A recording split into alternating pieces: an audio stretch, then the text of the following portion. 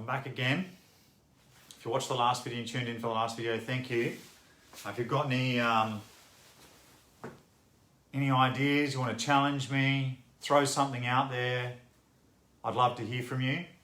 It's going to take an effort of seeing the thing that we can't see. You know, maybe the great way of explaining, I might have said this previously, but there's been a lot going on. To discover what we don't know about ourselves. And we still haven't discovered what makes us awesome. And so how I describe discovering what I don't know about stuff is like running through a dark room and then running and banging my shin against the whatever I don't know. So we're going to run through a dark room and have a crack at this one tonight. And what I want to look at is how we store information. Now, it's not often I think that we think about, I certainly didn't think about it until I tried to have a crack at this. But if we store information, when I was talking about it before, there's two different realities at a different time. We obviously relate things together. Like you might think, for instance, and if you break it down, you'll notice like a dog has legs, it has fur, it could be black, brown, green, blue, probably not the blue one. It's got ears, it's got eyes, it barks, all these things. There's just so much information to remember. And that's just for dogs. Now, it's just no way that we're consciously and intentionally remembering this stuff. There must be some kind of pattern recognition. But I believe that the more we look at more extreme human behavior, more extreme behavioral challenges, maybe psychology, probably another way of putting it, into that more extreme psychology. I think it gives us a bit of an insight. And even just kids, because kids are just so raw and they just say things without thinking. And they're fascinating little creatures. They're so straight too. So that's a conversation for a different day. And so if we just look at something like good and bad, which most of us have going on for ourselves. We have this view that something's good and something's if you watch the previous video, it seems like good and bad happen at the same time. So how is that possible? Or maybe they happen really, really close together. We don't seem to go from, let's just say for instance, we're behaving badly, we don't seem to go through the infinite possibilities to get to good. It's like we teleport from here to here.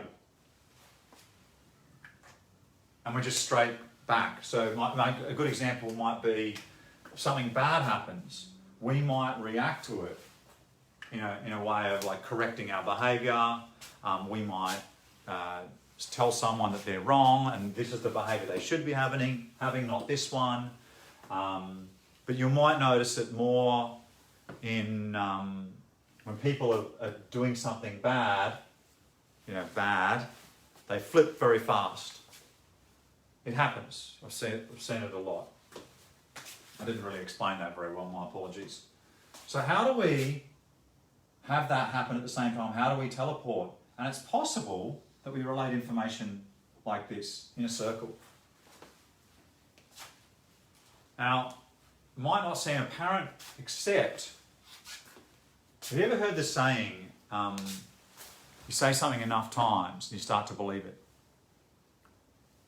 One of the really cool things about that is that if you watch kids, they just make up a word for something and then that's just what they call it. I mean, you and I could make an agreement to call a chair a blah, and in that moment, the minute we call it a blah, it starts to become one. Like information is self-referential. That when we decide something that is called something or is something, it essentially self-references itself. Who made up it's a chair?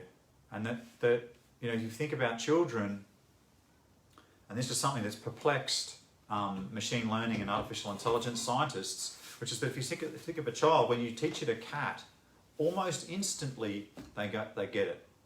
They learn like this. Whereas normal artificial intelligence models can take hundreds and hundreds of thousands of examples of cats before they get, this is what a cat looks like. So it seems that by seeing a cat, it's self-referential. Not so much, and it's possible that it could be that it occurs to us as solid, like as solid as, I guess, or real as that X. Like the information in our head is as real as the X on this board right now. And it's not erasable. Like, you know, and some people do have that too. But there's just no way that we can be, well, and it's possible we could be, but I just can't see how we could be saying that this is a dog, and it's got legs, and it's got ears, and it's got fur, and it's got this, and all its traits. So this is the dog world. And then we've got cats, and that's the cats, and it's got ears, and it's got fur, and it's got this, and it's got that, and it's got all the little traits that it's got. There's just no way that we could, I think we'd run out of brain processing power. It would be a very inefficient way for us to store information.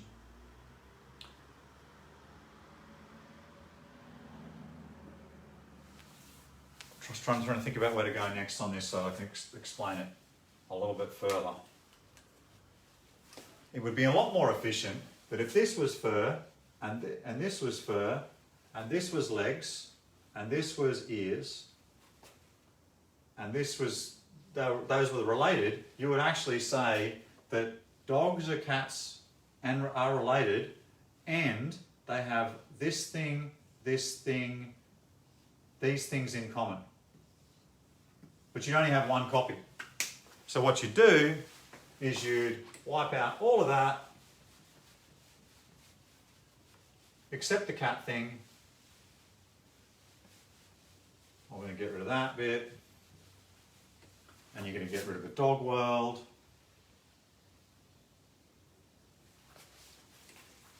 That bit. And you'd construct a singular thing that says these two are related, and on that relation, those things are in common. This thing is also part of the dog, but it's not related to the cats. That's a lot more efficient. We've just halved the amount of storage requirements. That's cool. And it also means, you'll often know, you might notice yourself that there's a whole bunch of different things that equal angry. Like someone does something, some event occurs, you see something on the news, you stub your toe, someone's slow in traffic. There's a whole bunch of things that equal angry. They seem to be related in a very similar fashion. That this is how it looks. Now, it can't be that disordered. We can't just be consuming information and just plugging it into our heads, and our little neurons are storing our little bits and pieces and they're connecting together. Or what we would be able to do is, in essence, just create a neural database, that's very similar to how neurons interact, and off we go, and we had a human being. That's, a robot or an electronic brain that was as smart as a human being. And that's just not possible, or we would have done that already, and it hasn't happened. But one of the really cool things is that and I've been very lucky to have been able to coach lots of people in different areas of their lives. What that means, and I mentor people in business and in their life. And I'm not like a life coach or anything like that. I just believe that we should all lift each other up. We should all work together. That there's no point complaining about the state of the world and then not, helping out our fellow people to make a difference in their lives, which benefits us all. And when I interact with people and I point this out to them, and it's obvious that there's this situation where two different realities are occurring at the same time, they instantly start to go to work on it because it doesn't make logical sense. They can see how confusing that would be. So as soon as we're aware of it, and more importantly, maybe as soon as it's communicated to us and proven that this is happening, people start to actually unravel whatever it is that has this happen. Now, this is only one thing. Like you could have for yourself that, I think this is the dogs. Dogs are bad dogs are scary. So that would be another whole thing that relates over here to this line called scary. So you can imagine that if we thought this way, that information was self-referential, that what we would probably do is have it, we would probably be organised like this, but look like this. Just a whole bunch of different relations. And how does that work? Well, let's try to draw it. Hold on one second. This is pretty cool. I really like it. It's the best I've ever been able to discover. So it's like we can reprogram our own heads. It's not like we just because we are that way doesn't mean we stay that way, which is awesome about us. So we must have the ability to actually change the relationships in our behaviour. And I think we can all see that, but we've got to become conscious of it and see it. Now, if information is completely self-referential, it would probably be that we sit inside, we've got this giant sphere, so that's a sphere, and we might sit in between it, and we would create these, we're looking at the top right now, well let's just make out we're looking at the top and the side at the same time, we would create these loops, and we would reorder information, and essentially we would be able to reorganize information, and this would be all the information that we've ever come across. Now, the really cool question about this is, do we consume the information and store it, or is our brain tuned to look for every possible permutation of loops, which are essentially the same as waves? And does our brain store the information as a wave, but in a loop form?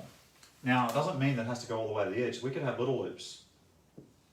We could have a situation where we've got leg, which is then attached to dog, which is also attached to cat. We could have this situation that gives us the ability to not store information not in something conscious, but something that would be naturally innate to us. I think that it's highly likely that we store information and process information from the perspective of a wave, because we would have developed, and I know I've done the research on this, we developed the ability to hear before we could develop the ability to see. But it sort of makes sense that our ability to remember would be stored in a wave. We all love a song. It's really easy to learn if you're singing songs. And it's also really easy to add two waves together. This really smart dude called Fourier came up with it. So we've got, sorry, I should add also that our ears do the Fourier transform. It's just in a completely different way. But the mathematics and how we hear and how we process and pull information apart that we hear and then process in our brains is very similar to how Fourier works, Fourier transform works. So what's there for me is that we can't just be storing the information willy-nilly and then just joining it together. We've got to be creating order out of it. As soon as we're aware that the way we're processing information is disordered, in other words, two different realities at the same time, we go about reordering that information so that it doesn't show up. And oftentimes, people will actually just let go of a whole bunch of things, because that's the thing that's having them, that loop, that's two different realities at the same time. So my view is that we must be storing this information and our memories in essentially loops. It's also how you could store things like time. We have the concept of time, except Einstein proved that time really isn't something tangible. It's part of space. So that's super cool. So I apologise if that was a little bit all over the shop. I find it quite a challenge to explain it. I will attempt to come at this from a different angle and explain it in a different way next time, maybe a bit clearer. And if you've got any questions about this, throw them in the comments, and I hope to see you soon. Thanks for tuning in.